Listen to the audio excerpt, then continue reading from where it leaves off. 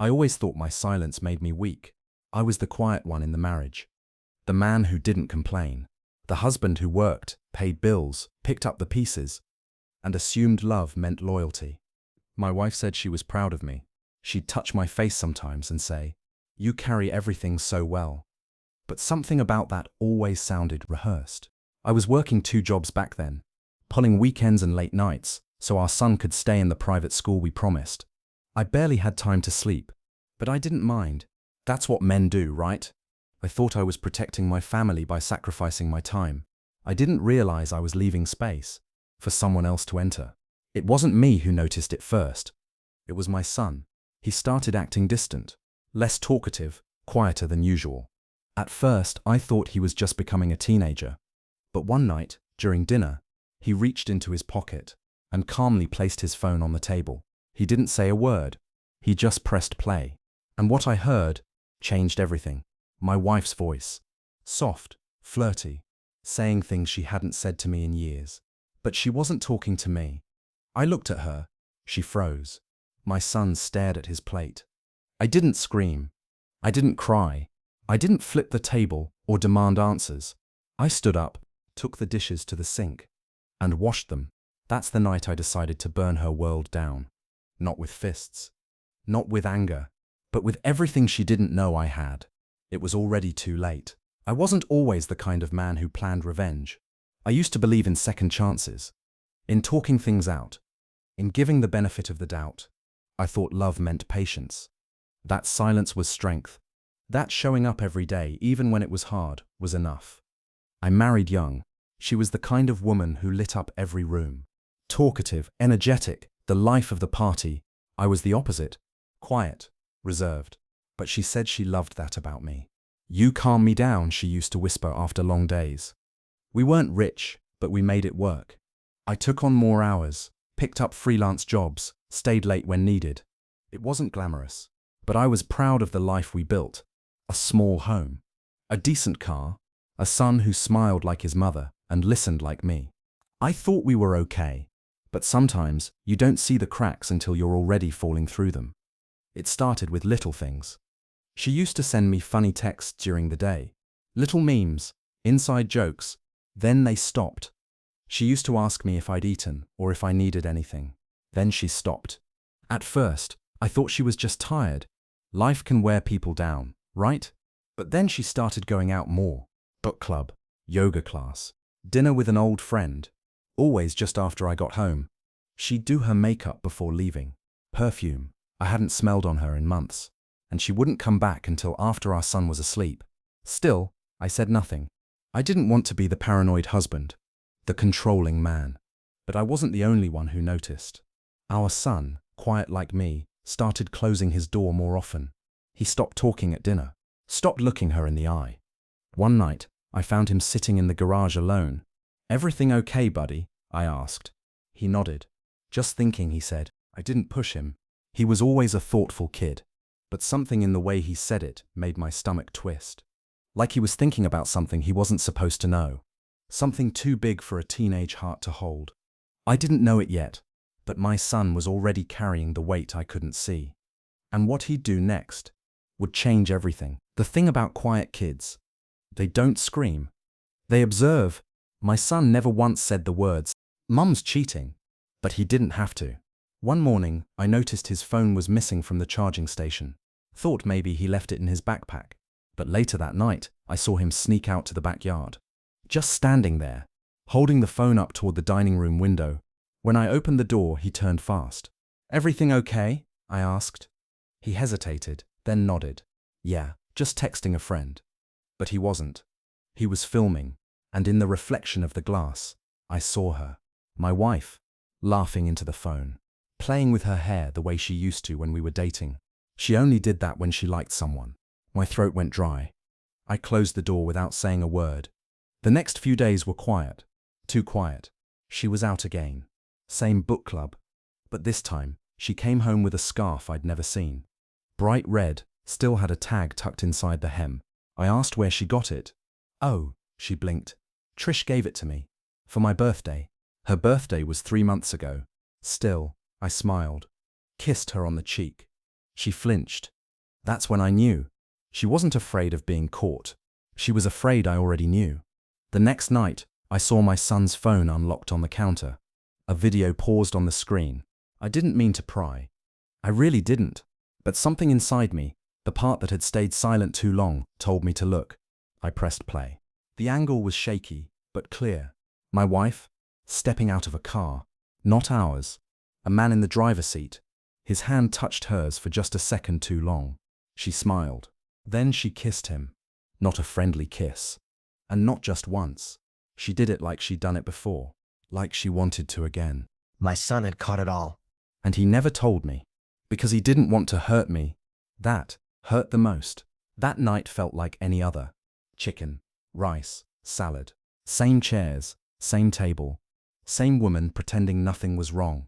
She was scrolling through her phone as she chewed. I was sipping water.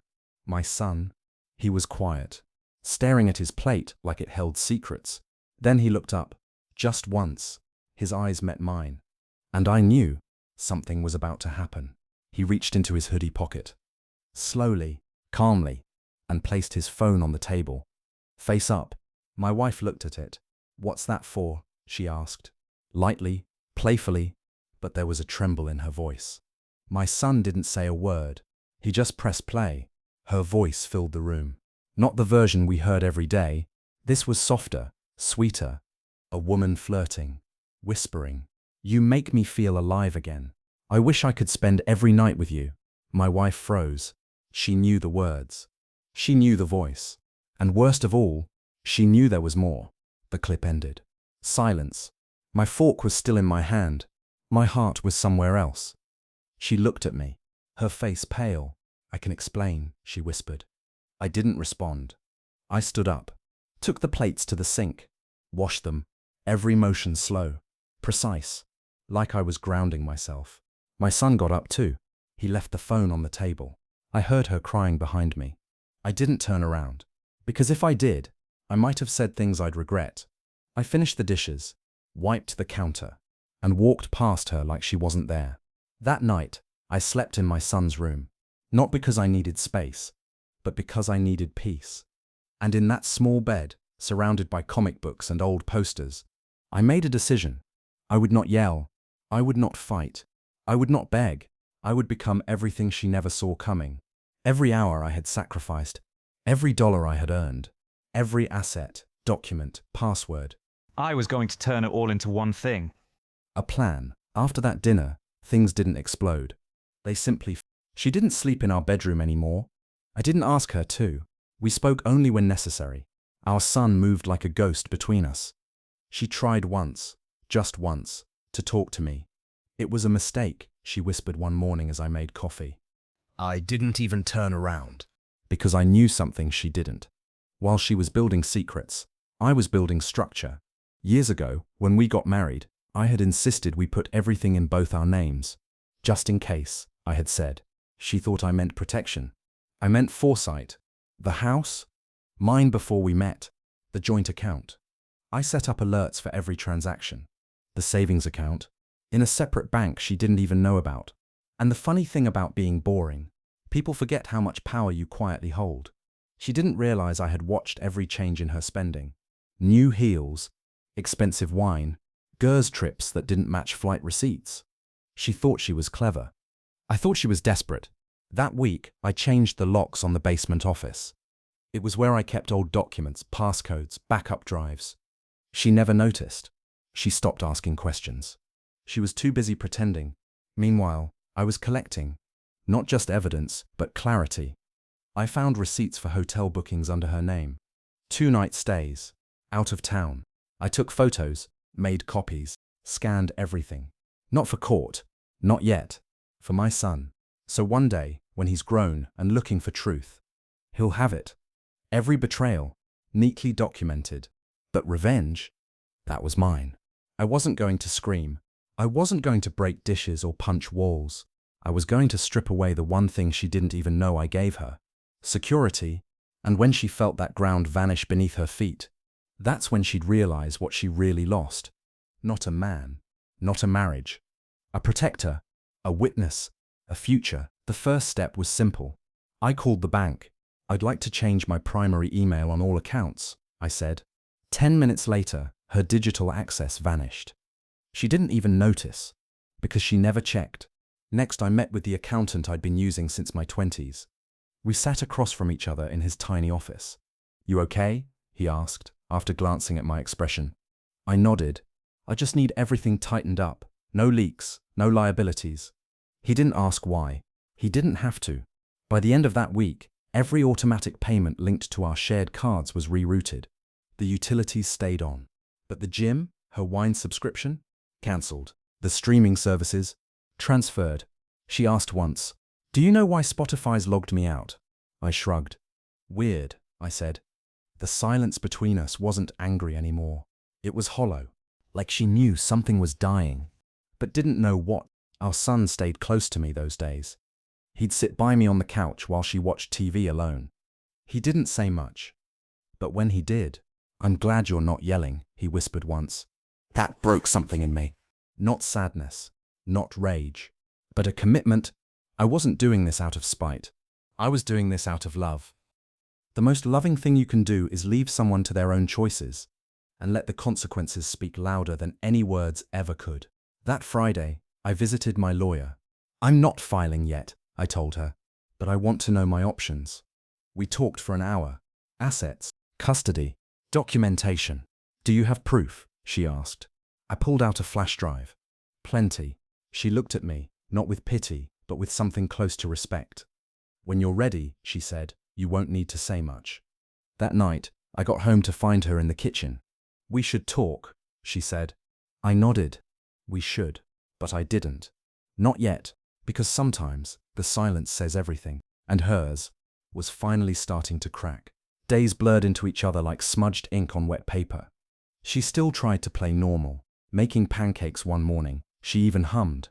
I watched from the hallway, the same melody she used to hum when we first moved in.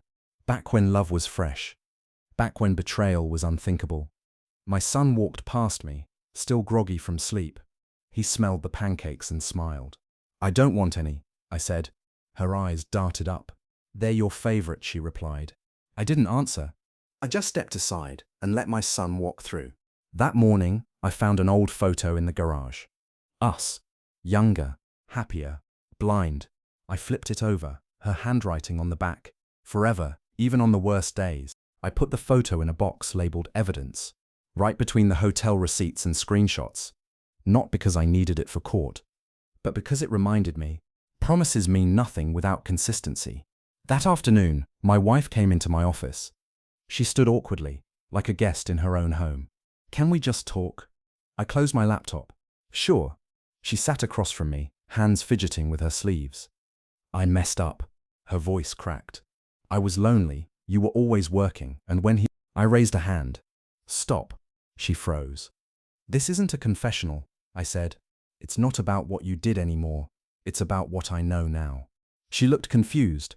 "I just want to fix this." I stood up. "You can't fix something you broke every day and pretended you didn't." Then I left the room. That night, my son and I sat in the backyard. Just silence and crickets. "Are you going to leave?" he asked suddenly.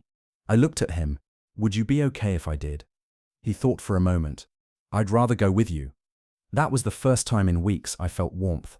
Not from the fire pit. From knowing that even when things fall apart, some bonds grow stronger. The next morning, I made a call. One I'd been putting off. "Hey," I said to my lawyer. "Let's move forward." The words felt like closing a chapter.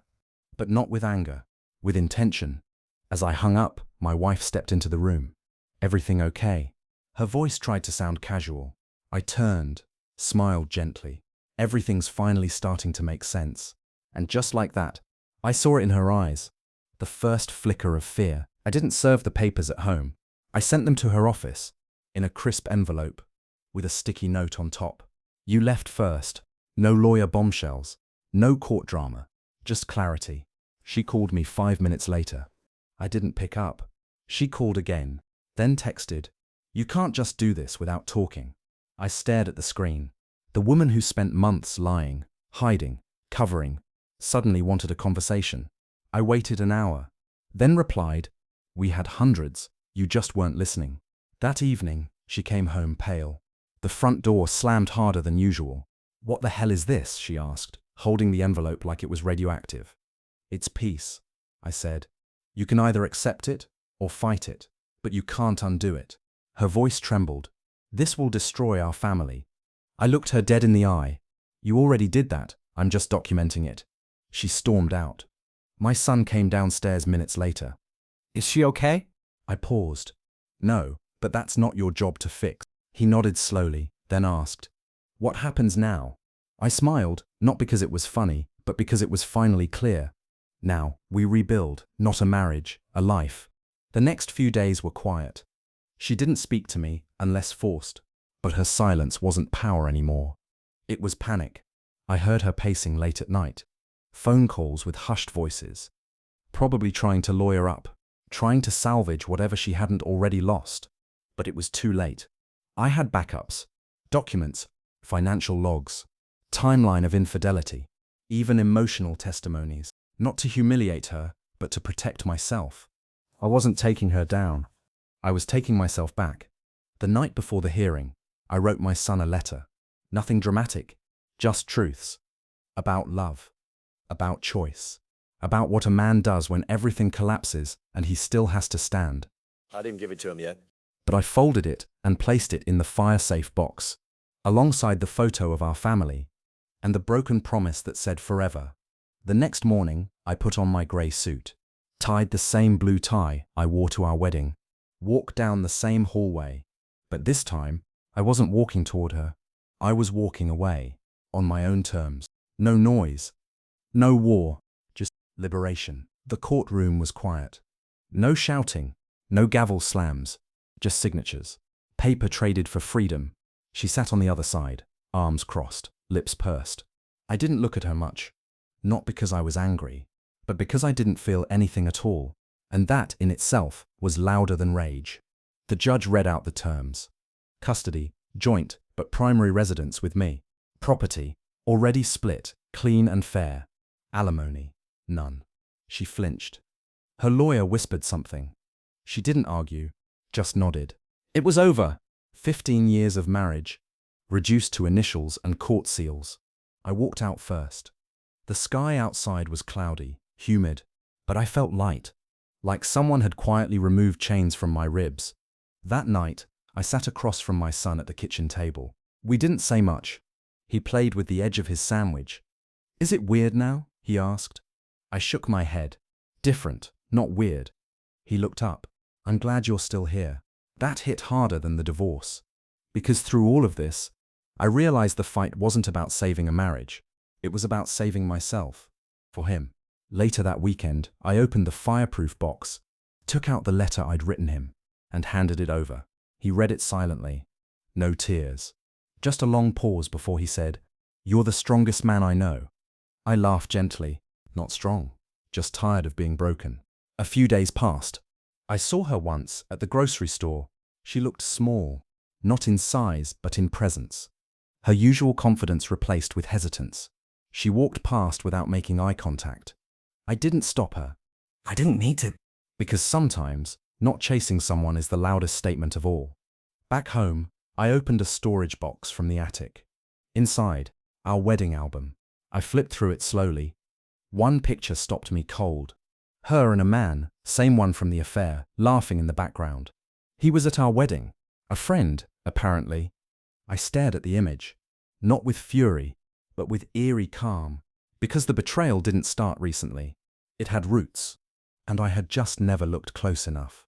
I placed the photo aside, not to destroy it, but to remember. Love can be blind. But hindsight, that's where the real vision lives. I stared at the wedding photo for a long time. Himmy, third row, left side, laughing, arm around someone else, playing the good friend. I zoomed in on the background.